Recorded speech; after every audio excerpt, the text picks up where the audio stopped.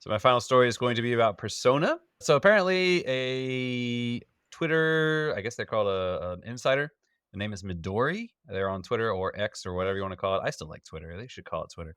But anyway, they came out and they said that it looks like there's going to be some kind of remake and or remaster of Personas 1 and 2, which would bring basically all the Personas to modern consoles or modern systems. The original two, these are quite old. I believe they are maybe PS2 or even PSP for some of them. It's not clear whether these are going to be remakes or remasters. So these might just be glow ups of the old games, just maybe made for 4K or whatever, or they might be complete remasters like what we got with Persona 3 Reload. It's not quite clear which one. And in fact, the person who leaked it said that they are just going to refer to them as an updated form in order to be safe because they're not even quite sure what quite they're going to be doing. But yeah, and that's basically it on that. Also, in terms of Persona 3 Reload, a lot of people have been asking if we're going to get some DLC for the female protagonist so we can play through the game as the female protagonist.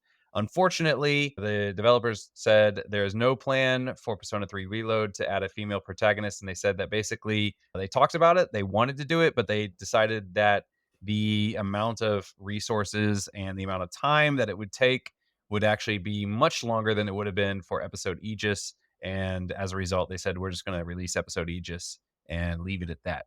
So it looks like, unfortunately, we are not going to be getting that definitive Persona 3 where it's going to have everything. We're still going to be lacking the female protagonist there. But yeah, Persona no news. People love Persona. So I suppose you are doing one and two. That means that three must have really worked, I imagine. Yeah. Yeah. Three's been really successful.